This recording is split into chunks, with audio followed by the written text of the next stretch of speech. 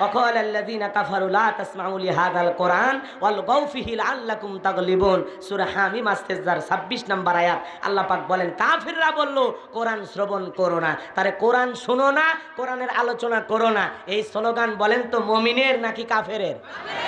কাফেরের slogan কোরআন শ্রবণ করো না। যেখানে মুহাম্মদ কোরআনের আলোচনা করে ওখানে হট্টগোল সৃষ্টি করো, তালি বাজাও, শীষ দাও, ঢোলক বাজাও, যেভাবে হোক নাচানাচি কইরা হলেও কোরআন বন্ধ করো। যদি বন্ধ করতে পারো আমরা কাফেররা বিজয় লাভ করব। জোরে বলেন নাউজুবিল্লাহ। পেরেছিল বন্ধ করতে? জোরে বলেন পেরেছিল না? ওরা যত বিরোধিতা করেছে কোরআন তত ছড়িয়ে গেছে। কথা বলেন ঠিক কিনা? এটা আল্লাহর পাঠানো জ্যোতি, এই আলো নিভানের শক্তি পৃথিবীর কোনো বেঈমানের নাই। কথা বলেন ঠিক কিনা? পারবে কেউ আলো নিভাতে? জোরে বলেন পারবে? পারবে না। আল্লাহ রাব্বুল আলামিন বলেন ইউরিদুনা লিতুফিউ নূরাল্লাহি বিআফওয়াহিহিম ওয়াল্লাহু মুতিম্মু নূরিহি ওয়ালাউ কারিহাল কাফিরুন। আমার আল্লাহ রাব্বুল আলামিন বলেন কাফিররা চায় মুখের ফুৎকারে দ্বীনের আলোকে, ইসলামের আলোকে, কোরআনের আলোকে নেভায়া দিতে। আল্লাহু মুতিম্মু নূরিহি, আমি আল্লাহ বলে দিলাম জমিনে কোরআনের আলোকে, দ্বীনের আলোকে, ইসলামের আলোকে আমি আল্লাহ পাক প্রতিষ্ঠিত করেই ছাড়ব। যদিও কাফেরদের অন্তরে যত ধরনের জ্বালা যন্ত্রণা হোক না কেন। কথা বলেন ঠিক কিনা? এই কোরআনের আলো নিভানোর শক্তি কারো নাই, কারণ কোরআনের সুইচ আছে কার হাতে? ছোট্ট একটা উদাহরণ দিয়ে আমি কথা বলা শুরু করি, কষ্ট হবে? বিরক্ত হচ্ছেন? মনে করেন চাপাই নবাবগঞ্জের একজন তালুকদার সাহেব, টাকাওয়ালা, সম্পদওয়ালা, উনি বাড়ি বানাইছেন ঢাকায়, 5 তলা বিল্ডিং এর মালিক। তো ওনার এলাকায় একটা ভাতিজা থাকে, এলাকায় কোনো কাজকর্ম নাই, বেকার ছেলেটা বসে থাকে। তো ভাতিজার প্রতি চাচার মায়া হওয়াটাই স্বাভাবিক। কথা বলে নাকি? বলে ভাতিজার কতদিন গ্রামে পড়ে থাকবি, চল ঢাকা শহরে চল, আমার ফ্ল্যাটগুলো দেখাশোনা করবি, আর আমার বাড়ির সামনে কিছু বাগানে ফুল আছে, এগুলোতে পানি দিবি, এই মাস গেলে কিছু একটা বেতন দিয়ে দিব, আর থাকা খাওয়া তো সম্পূর্ণ ফ্রি। ভাতিজা খুশিতে আত্মহারা হয়ে চাচার হাত ধরে চলে গেল ঢাকায়। কথা কি বোঝেন নাই? ঢাকায় যাওয়ার পরে চাচা তার 5 তলা বিল্ডিং এর মধ্যে তার আপন ভাতিজাকে থাকার জন্য একটা রুমের ব্যবস্থা করে দিয়েছে। ওই ভাতিজা গ্রামে থাকা অবস্থায় ল্যাম্প হারিকেন নিয়ে থাকতো। কথা কন না কেন? আগে ল্যাম্প হারিকেন ছিল না। তো এই ছেলেটার বদভ্যাস হলো বাতি জ্বললে ওর ঘুম আসে না, বাতি জ্বললে ঘুম আসে না। এইবার এই 5 তলা বিল্ডিং এর মধ্যে যায় দেখে বাতি জ্বলতেছে। চাচা তো রুমে রেখে চলে গেছে। ও এখন চিন্তা করতেছে ঘুমানোর সময় হয়েছে, অনেক রাত, এখন প্রায় 11টা পার হয়েছে, আমি তো ঘুমাবো। তো ওর বাতির কাছে যা, বিদ্যুতের বলেন তো, এই বাতির কাছে যা ফু দিলে নিভবে? জোরে বলে নিভবে? ও ফু দিয়া ল্যাম্পো বা হারিকেনের মতো মনে করে নিভানোর চেষ্টা করেছে, ফু দেয়, নেভে না। হাত দিয়ে এরকম বাতাস দেয়, নেভে না। চাদর দিয়ে চেপে ধরেছে, এরপরেও নেভে না। বড় ক্লান্ত হয়ে গেল, মেজাজটা গরম হয়ে গেল। কিছুক্ষণ পরে চাচা চিন্তা করলেন গ্রাম থেকে ভাতিজারে নিয়ে আসা রুমের ভিতরে রাইখে আসলাম, দেখি তো ভাতিজা ঘুমাচ্ছে নাকি জেগে আছে। এই কথা চিন্তা করে দরজায় এসে দেখে ভাতিজা বাতিতে ফু দেয়। তখন ডেকে বলে ভাতিজা কি হয়েছে? কয় চাচা আপনার বুদ্ধি বড় কাঁচা, এত দামি বিল্ডিং এ এ কেমন বাতি লাগাইছেন? ফু দিলাম নেবে না, হাত দিয়ে বাতাস করলাম নেবে না, চাদর দিয়ে চেপে ধরলাম নেবে না। এত দামি বিল্ডিং এ কি এমন বাতি, কি এমন বাল্ব ব্যবহার করেছেন? ডেকে বলে ভাতিজা তোর বুদ্ধি একেবারে কাঁচা, আমি তোর চাচা নই তো কোনো বোকা। এটা তোর বাড়ির ল্যাম্পোর আলো না, হারিকেনের আলো না, যে ফু দিয়ে নেই পাবি। আর নির্দিষ্ট স্থানে একটা সুইচ আছে যেখানে ইংরেজি দিয়ে লেখা আছে অন আর অফ। ওই জায়গায় যদি একবার চাপ দিতে পারিস, অনে চাপ দিলে আলো দেবে, আর অফে চাপ দিলে বন্ধ হয়ে যাবে। এই বাতি ফু দিয়া নিবানোর বাতি না, আর নির্দিষ্ট একটা স্থানে সুইচ আছে। কথা বলেন ঠিক কিনা? এই বিদ্যুতের বাতি যেমন হাজার মানুষ ফু দিয়া নিভাইতে পারবে না, ঠিক এই কোরআনের আলো, আল্লাহর পাঠানো জীবন বিধান, আল্লাহর পাঠানো ইসলাম, আল্লাহর পাঠানো কোরআনের আলো, ইসলামের আলো, এই জ্যোতিকে নিভাইয়া দিতে পারে। তামাম পৃথিবীর কাফেরেরা একত্রিত হয়ে ষড়যন্ত্র করলেও দ্বীন আর ইসলামকে, কোরআনের আলোকে এ জমিন থেকে মুছে ফেলতে পারবে না, নিভাইয়া ফেলতে পারবে না। কথা বলেন ঠিক কিনা? ওদের ষড়যন্ত্র যত ধরনের হোক না কেন, কোন ষড়যন্ত্র দিয়াই ওরা দিন আর ইসলামকে এই জমিন থেকে বিদায় করে দিতে পারবে। কারণ এর সুইচ আছে কার হাতে? আসমানের মালিক জমিনে যা চাইবে তাই হবে। কথা বলেন ঠিক কিনা? তাহলে কোন সূরা? সূরা আল মুমিনুন। ভুলে গেছেন মনে হয় না? বিশ্বনবী মুহাম্মদ রাসূলুল্লাহ সাল্লাল্লাহু আলাইহি সাল্লাম দীর্ঘ 23টি বছর নবীজির উপরে কোরআনুল কারীম নাজিল হয়েছেন। কথা বলেন ঠিক কিনা? হযরত ওমর দেখে বলেন, আমি মৌমাছির বনবনা শুনলাম, ডানে তাকায় মৌমাছি নাই, বামে তাকায় মৌমাছি নাই। বিশ্বনবীর চেহারা মোবারকের দিকে তাকায় দেখি আমার নবীজি কোরআনুল কারীম তিলাওয়াত করতেছেন। বলুন সুবহানাল্লাহ। কিছু সময় পরে কোরআনুল কারীম রিসিভ করা শেষ হয়ে গেল। বিশ্বনবী সাহাবায়ে কিরামদের দিকে মুখ ঘুরায় ডেকে বলেন, ও আমার সাহাবীরা, এই মাত্র আসমান থেকে জিবরাইল এসে আমার উপরে সূরা আল মুমিনুনের 10টি আয়াতে কারিমা নাজিল করে জানায়া দিয়ে গেলেন, নবী গো, এই 10টি আয়াতের ভিতরে আল্লাহ রাব্বুল আলামিন তার আদরের বান্দা, তার ভিআইপি বান্দা মুমিনদের জন্য 7টা গুণাবলী নিয়ে আলোচনা করেছেন।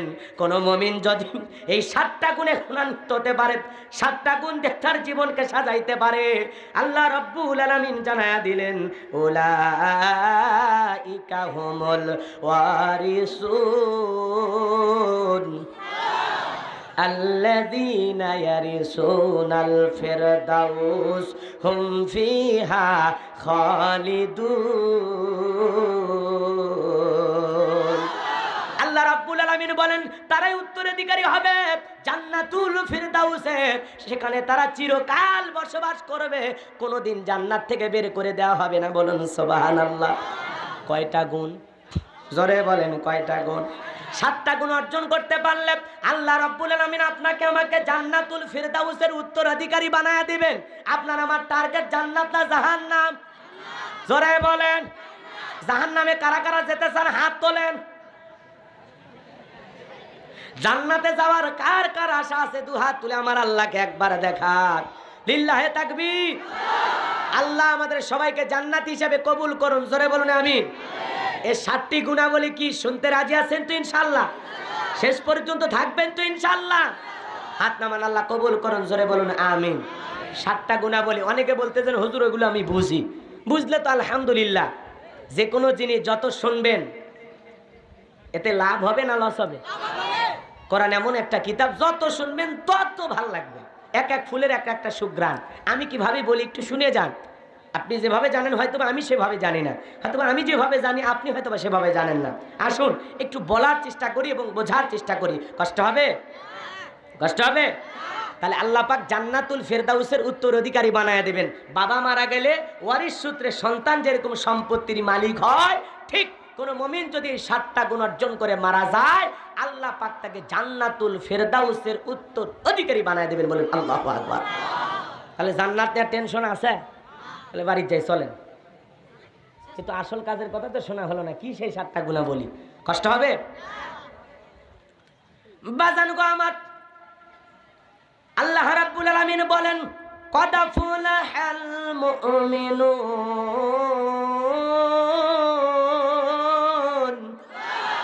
আমার আল্লাহ পাক বলেন অবশ্যই মুমিনেরা সফল। সফল কারা? কথা বলেন না কেন? ক্ষমতা থাকলে সফল হওয়া যায় না, টাকা থাকলে সফল হওয়া যায় না, যশ খ্যাতি থাকলে সফল হওয়া যায় না। সফল হবে তারা ঈমান এনেছে যারা। বলেন আল্লাহু আকবার। দুনিয়াতে অনেক টাকাওয়ালা আছে, ক্ষমতাওয়ালা আছে। বলেন তো বাজান, পৃথিবীর সবচাইতে বড় ক্ষমতাধর নাম হলো জো বাইডেন। কথা বলেন। লাদেনের পুতিন আছে না? না আছে না? এরা ক্ষমতার দিক দিয়ে সফল। কিংজম কাটিং মারা মাল দেখেননি? দেখেননি?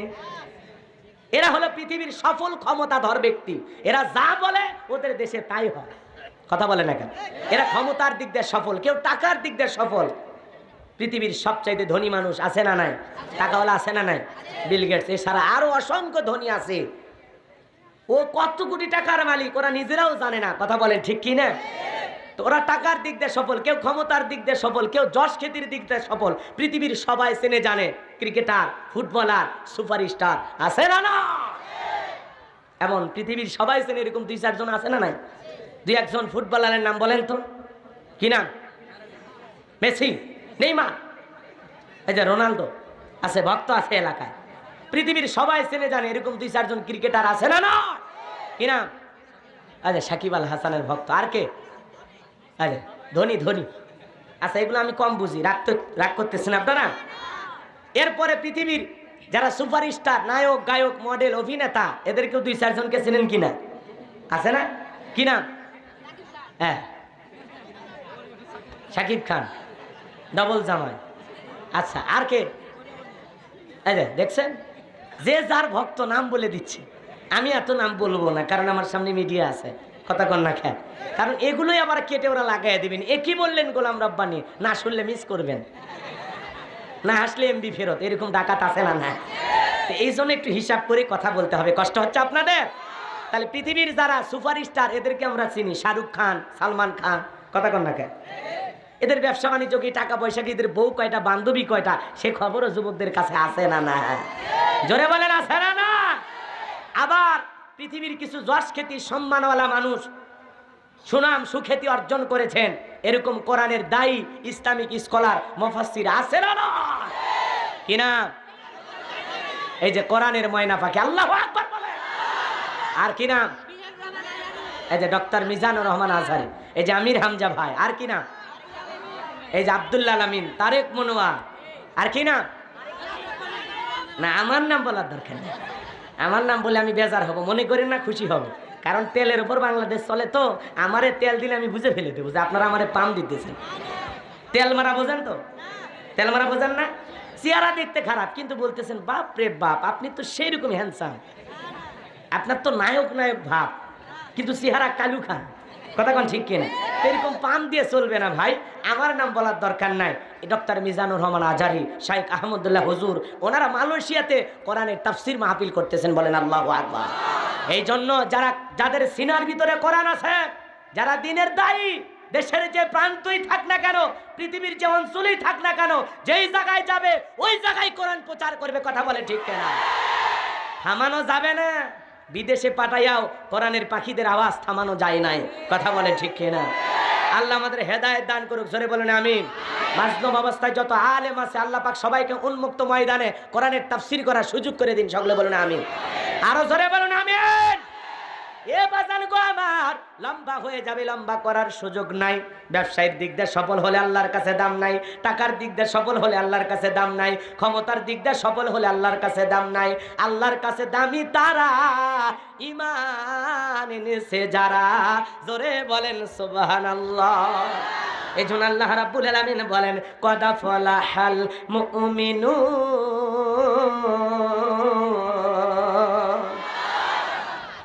আল্লাহর কাছে সফল কারা? ঈমান এনেছে যারা। আপনি আমি ইমানদার, আল্লাহর কাছে আপনার আমার দাম আছে। যার ঈমান নয়, আল্লাহর কাছে তার 4 পয়সার দাম নাই। ও জো বাইডেন পৃথিবীর ক্ষমতাধর, আর মনে করেন এই চাপাই নবাবগঞ্জের কানসাট বাজারে একজন কাঁচামালের দোকানদার, ওর দিলের ভিতরে যদি ঈমান থাকে, আল্লাহর কাছে ওই কাঁচামালের দোকানদারের দাম আছে, জো বাইডেনের দাম নাই। কথা কি বুঝতে পারছেন? সে টাকাওয়ালা হোক, ক্ষমতাওয়ালা হোক, যদি ঈমানদার না হয়, দুনিয়াতে সফল হলেও আল্লাহর আখিরাতে সফল হওয়ার কোনো সুযোগ নাই।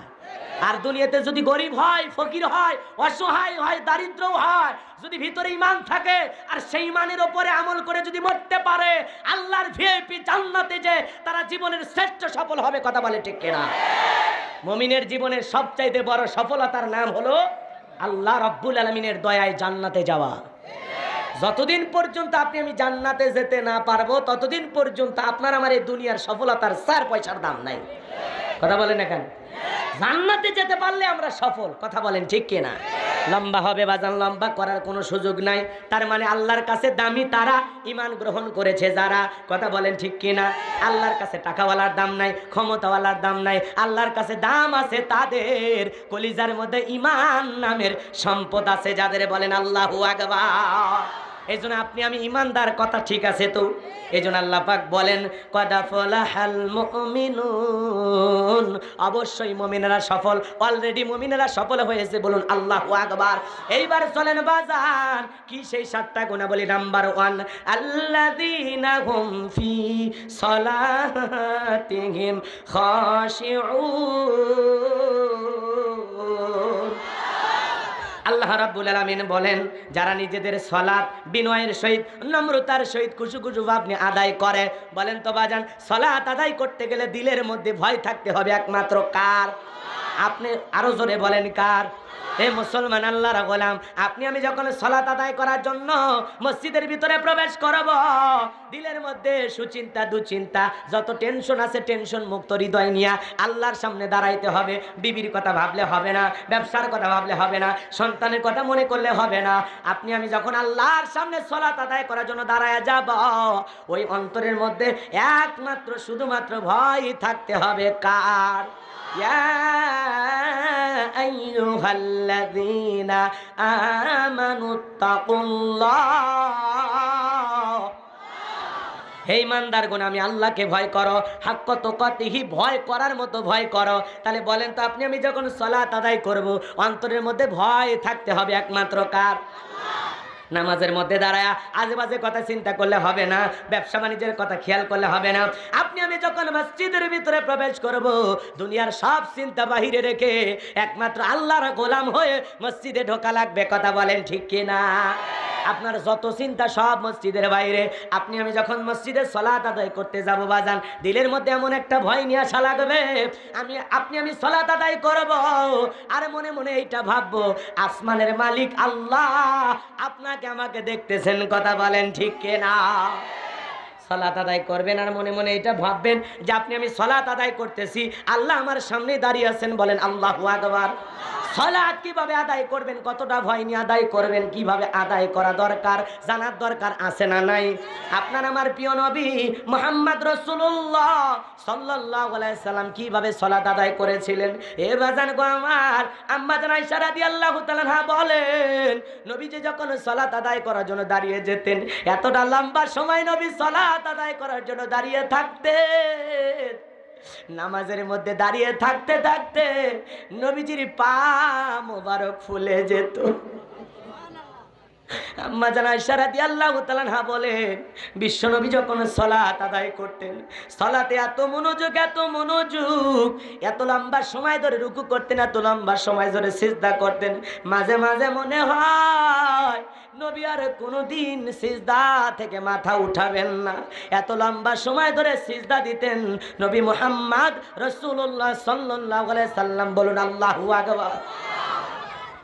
আম্মা জান আয়েশা রাদিয়াল্লাহু তাআলা আনহা বলেন, একদিন রাত্রিবেলায় দেখি বিছানা ভিজে গেছে। আমি মনে করলাম পানি পরে ভিজে গেছে, কিন্তু না, আমি তাকায় দেখি বিশ্বনবী সিজদা দিয়ে এত কান্না করেছেন, কাঁদতে কাঁদতে বিছানা ভিজে গেছে। আম্মা জান নবীজিকে দেখে অবাক হয়ে বসে থাকলেন। বিশ্বনবী অনেক লম্বা সময় সিজদা দেওয়ার পর যখন সিজদা থেকে মাথা উঠাইলেন, আম্মা জান তাকায় দেখেন নবীজি কাঁদতে কাঁদতে দাড়ি মুবারক ভিজে গেছে, জুব্বা ভিজে গেছে, সিজদার জায়গাটা ভিজে গেছে। ডেকে বলে, নবী গো, আপনি কেন এত কান্না করেন? কি হয়েছে আপনার? কেন আপনি এত কাঁদেন? বিশ্বনবী ডেকে বলে, আয়েশা, আমি তো আমার জন্য কাঁদি না, আমি কাঁদি আমার গুনাহগার উম্মতের গুনাহ মাফের আশায়। আমি আল্লাহর কাছে কেঁদে কেঁদে বলি, আল্লাহ, আমার একটা গুনাহগার উম্মতকেও তুমি জাহান্নামে দিও না। তাহলে আপনার আমার নবী আপনাকে আমাকে জাহান্নাম থেকে বাঁচানোর জন্য কার কাছে সিজদা দিয়া কাঁদেন? আরো জোরে বলেন, কার কাছে? যেই নবীর জীবনে কোনো গুনাহ নাই, সেই নবী দিনের মধ্যে 70 বারেরও বেশি ইস্তেগফার করতেন। এ বাজান গো আমার, গুনাহ আপনার, জীবন আপনার, আর আপনার আমার নবী আপনার আমাকে জাহান্নাম থেকে বাঁচানোর জন্য কাঁদে। এই জন্য আপনাকে আমাকে নিজেকে জাহান্নামের আগুন থেকে বাঁচানোর জন্য মালিকের দরবারে কাঁদার দরকার আছে না? এই জন্য বাজান গো আমার আল্লাহ রাব্বুল আলামিন বলেন, ওয়াল্লাযীনা ইয়াবিতুনা লিরাব্বিহিম সুজদাও ওয়া কিয়ামা।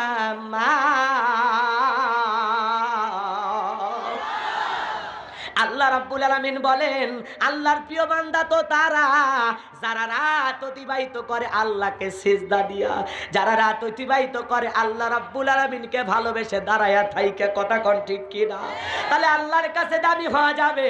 এ বাজান দিনের বেলায় নামাজ পড়ি মানুষ দেখে, যাকাত দেন মানুষ দেখে, দান করেন মানুষ দেখেন, কিন্তু গভীর রাত্রে যখন আপনি আমি আরামের ঘুম থেকে উইটা রাত 12টা 1টা 2টার পরে যাই নামাজটা বের সুন্দর করে ওযু বানাইয়া আল্লাহকে সিজদা দেই, এটা কেবলমাত্র আল্লাহর প্রেমে পাগল হয়া, এটা কেবলমাত্র একমাত্র আল্লাহর জন্য। এই ইবাদতের বড় দাম। এই ইবাদত করলে কপাল খুলে যাবে। কথা বলেন ঠিক কিনা?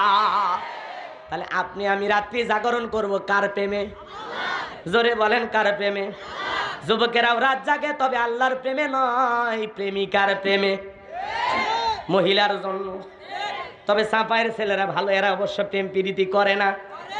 একটু অপেক্ষা করো যুবক, 4 নাম্বার গুণাবলীতে তোমাদের জন্য স্পেশাল আলোচনা আছে, মহিলা মা বোনদের জন্য আছে। কথা কন না কে? শুনবেন না বাড়ি যাবেন? যান, কোনো সমস্যা নেই।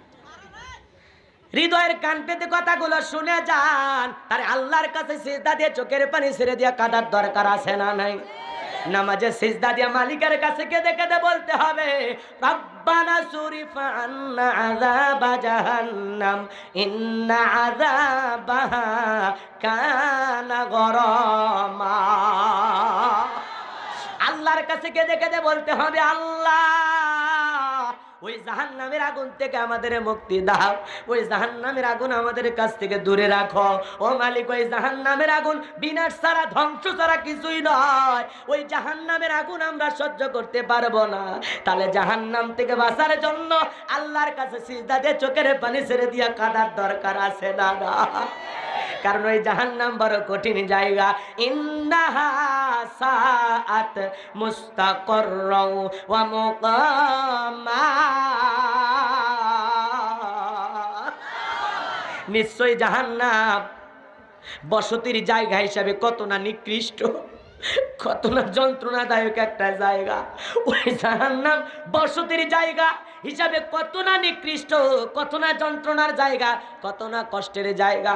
ওই জাহান্নামের আগুন থেকে প্রতিদিন মালিকের কাছে কান্না করার দরকার আছে না নাই? রব্বানা আতিনা ফিদ দুনিয়া হাসানাতাও ওয়া ফিল আখিরাতি হাসানাতাও ওয়া কিনা আযাবান নার। সূরা বাকারার 201 নম্বর আয়াত। আল্লাহর কাছে ডেকে বলি, হে আমাদের রব, আমাদেরকে দুনিয়ার কল্যাণ দান করো, আখিরাতের কল্যাণ দান করো, আর ওই কঠিন জাহান্নামের আগুন থেকে মুক্তি দাও। তাহলে জাহান্নামের আগুন থেকে মুক্তি চাইতে হবে কার কাছে? ওই জাহান্নামের যন্ত্রণা, ভয়ঙ্কর আগুন আমরা সহ্য করতে পারবো না। আজকে যেহেতু আমি জাহান্নাম নিয়ে আলোচনা করব না, 7টা গুণাবলী নিয়ে আপনাদেরকে শোনানোর জন্য বসেছি। বাজান, হৃদয়ের কান পেতে কথাগুলো শুনে যান। বিশ্বনবীর সাহাবীরা যখন সালাত আদায় করতেন, মরুভূমির ভিতরে দাঁড়াইয়া সাহাবীরা যখন সালাত আদায় করতেন, ওই মরুভূমির পাখিগুলো খেজুর গাছ মনে করে সাহাবীদের কাঁধে বসে থাকতো, মাথার উপরে বসে থাকতো। সাহাবীরা সালাতে এত মনোযোগ, এত মনোযোগ, পাখি পড়ে থাকে কাঁধে, পাখি পড়ে থাকে মাথায়, সাহাবীরা টেরও পায় না। জোরে বলুন সুবহানাল্লাহ। কি মনোযোগ সালাতের প্রতি, কি মনোযোগ! কাফেররা বলে এগুলো মানুষ না, অন্য কিছু। পাখি পড়ে আছে, তারপরেও নড়েও না, চড়েও না, এই অবস্থায় আল্লাহকে সিজদা দিতেছে। কাফেররা দেখেও অবাক হয়ে যেত, বলেন আল্লাহু আকবার। আর আমরা মুসলমানেরা যা শুরু করেছি, অন্য ধর্মের লোকেরা অবাক হওয়া দূরের কথা, আমাদের দেখে হাসে। কথা কন না? কারণ আমরা অধিকাংশ হয়েছি নামের মুসলমান। কথা কন না? তুমি নামেহি মুসলমান নাকি কামেহি মুসলমান? নামে কামে মিল না হলে, নামে কামে মিল না হলে, কথা কন না? কষ্ট হচ্ছে আপনাদের? থাক, আমি এগুলো বলবো না। না, বিরক্ত হচ্ছেন আপনি? কষ্ট হচ্ছে বাজান? তাহলে সলাতের মতো আদায় করা লাগবে, নামাজের মতো হওয়া লাগবে। একজন ফাঁসির আসামিকে যদি বলা হয় এখন রাত 11টা বাজে, রাত 12টায় তোমার ফাঁসি, ওই 1 ঘন্টা কি ডিজে পাঠিয়ে দেবে? কি মনে হয় আপনার? বান্ধবীর সাথে কথা বলবে, ওই 1 ঘন্টায় মনে হয় স্ত্রীর জন্য সময় বিনিময় করবে। ওই 1 ঘন্টা যদি বলা হয়, ও যদি মুমিন হয় মুসলমান হয়, ও চিন্তা করবে মারা তো যাবই, 1টা ঘন্টা সময় পেয়েছি, এই 1টা ঘন্টায় কিছু না পারলেও জীবনে অকাম বদকাম তো কম করি নাই, 2 রাকাত নামাজ পড়ে মালিকের কাছে চলে যায়। এইরকম নিয়তে যদি কোনো ফাঁসির আসামি যদি জীবনের শেষ 1 ঘন্টা মুহূর্তে যদি জানতে পারে যে আমার 1 ঘন্টা পরে ফাঁসি হবে, সে যদি 2 রাকাত নামাজ পড়ার নিয়ত করে, আর ওই দিনের ওযু হবে জীবনের শ্রেষ্ঠ ওযু। আমাদের মুসল্লিরা ওযু করে, বাপ রে বাপ, এক চাষামিয়া এত তাড়াহুড়ে করে ওযু করছে, 1 ঠ্যাং না ধুয়ে মসজিদে ঢুকছে, টাইসালা মসজিদ পিছলে খাইয়া, চাষা একদিক লঙ্গি একদিক, তাও বলে আল্লাহু আকবার। ওলামা ইকরাম বারবার বলে জামাত যখন শুরু হয় দৌড়ে যাওয়া যাবে না, কথা বলে না, দৌড়ে যাওয়া, স্পিডে যেতে হবে, স্পিডে যেতে হবে, ধীর গতিতে আস্তে আস্তে যাবেন। আপনি এত তাড়াহুড়ো করতে গিয়ে পরে যদি হাত ট্যাং ভেঙে যায়, এই জন্য আল্লাহ রসুল হাদিস শরীফের ভিতরে পরিষ্কারভাবে বলেছেন, যখন নামাজ শুরু হয় তোমরা ধীর গতিতে আসো, ধীর গতিতে এসে জামাতে যে কয় রাকাত পাও, এরপরে যেটা পাইলা না ওটা পরে পূর্ণ করে নিও। কথা বোঝেন নাই? তাহলে আপনি এত দৌড়ান কেন? তো 15 মিনিট আগে আজান হয়েছে, আপনি জামাত শুরু হওয়ার 30 সেকেন্ড আগে যে কায়দা লাভ দেন লঙ্গি খুলে যায়, তো আরো 15 মিনিট আগে কি করলেন? কথা বলেন না কেন? দেখবেন ঠিক নামাজ শুরু 1টা 30 মিনিটে, ধরেন জোহরের নামাজ, ঠিক দেখবেন যখন 28 29 বাইজা যায়, তখন মুসল্লিদের ওযুখানায় ভিড়, পেছন থেকে আবার বলে ভাই পেছনে অনেক লোক দাঁড়িয়ে আছে, আমরা তাড়াতাড়ি করে ওযু করি। এবং তাড়াতাড়ি করে ওযু করতে গিয়ে যদি একটু কম বেশি হয়ে যায়, কোনো অংশ যদি ধোয়া বাকি থাকে, কোন তো ওযু যদি না হয় নামাজ হবে না। ওযুটা সুন্দর হলে আপনার নামাজটাও সুন্দর হবে। কথা বলেন ঠিক কিনা? আল্লাহ আমাদের বোঝার তৌফিক দান করুন, জোরে বলেন আমিন। আমরা আছি খালি তাড়াহুড়োর উপরে, মানে যত দ্রুত গতিতে সিজদা দেওয়া যায়, রুকু করা যায়, যত দ্রুত গতিতে তিলাওয়াত করা যায়, তত আমরা পাকা মুসল্লি। মানে মনে মনে এটাই ভাবি, আরে 2 মিনিট লাগে না আমার নামাজ পড়তে। মানুষের কাছে আবার গল্প করে, আর শরম বলে কিছু নাই। কথা কন না কে বাজান? এ বাজান রাগ করেন না, মন খারাপ করেন না, কষ্ট নেবেন না, হৃদয়ের কান পেতে কথাগুলো শুনে যান বাজান। মনে হয় মন খারাপ করেছেন আপনারা, তাহলে আপনি আমি যখন সালাত আদায় করব তাড়াহুড়া করা যাবে না। আপনি আমি যখন মসজিদে ঢুকবো, দিলের মধ্যে একমাত্র ভাই থাকতে হবে কার? আরো জোরে বলেন কার? নবীর সাহাবীরা 2 রাকাত নামাজ পড়ে সারা রাত কাটায়া দিয়েছেন। সাহাবীরা লম্বা সেজদা দিতেন, লম্বা রুকু করতেন। তাহলে আপনার আমার সালাত আদায় করার সময় মনোযোগ দিয়ে আদায় করার দরকার আছে না নাই? সাহাবীদের পাখি পরে টের পায় না, আর আমরা মশা পড়লে তাকে আমরা ছাড় দেই না। কথা কন না কে? এরকম মুসল্লি আছে না নাই বাজান? কত মুসল্লি আছে নামাজ পড়তে পড়তে পর্যন্ত কল রিসিভ করে, কয় দোস্ত নামাজে আসি, বড় কথা হবে, আছে না নাই? এই দেশে কত ধরনের মুসল্লি আছে বাজান, ডিজিটাল নামাজি আছে, নামাজ খালি কোনো মতে পড়ে লোক দেখানোর জন্য। কথা বলেন ঠিক কে না? লোক দেখানোর জন্য নামাজ পড়লে কপাল পড়ছে না, পড়ার বাকি আছে। ফাওয়াইলুল লিল মুসাল্লিন আল্লাযীনা হুম আন সালাতিহিম সাহুন। হতভাগা কপাল পরা সেই সমস্ত নামাজি যারা লোক দেখানোর জন্য সালাত আদায় করে। কথা বলে ঠিক কিনা? মানুষকে দেখানোর জন্য। রাগ করতেছেন? তাহলে 1 নাম্বার গুণাবলী সালাত আদায় করতে হবে দিলের মধ্যে। কার ভয় নিয়া? কথা বলেন কার ভয় নিয়া? ওই দিন যদি ফাঁসির আসামি ওযু করে, সেই দিনের ওযু হবে শ্রেষ্ঠ ওযু। আর 2 রাকাত নামাজ এত সুন্দর করে পড়বে, জীবনেও এত ভালো করে নামাজ পড়ে নাই। কথা বলেন ঠিক কি না? এই কথাটা বলার পেছনে কারণ হলো, আপনি আমি যদি মুমিন হয়ে থাকি, মুত্তাকি হয়ে থাকি, প্রত্যেকটা সালাত আপনি যখন জোহরের সালাত আদায় করার জন্য মসজিদে যাবেন, মনে মনে এইটা ভেবে নেবেন, এই জোহরের সালাত আমার জীবনের শেষ সালাত, আমি আসর পর্যন্ত এই জমিনে বেঁচে নাও থাকতে পারি। এইটা মনে করে যদি আমরা সালাত আদায় করি, আমাদের সালাতগুলো সুন্দর হবে। কথা বলেন ঠিক কিনা? আসরের নামাজ আদায় করতে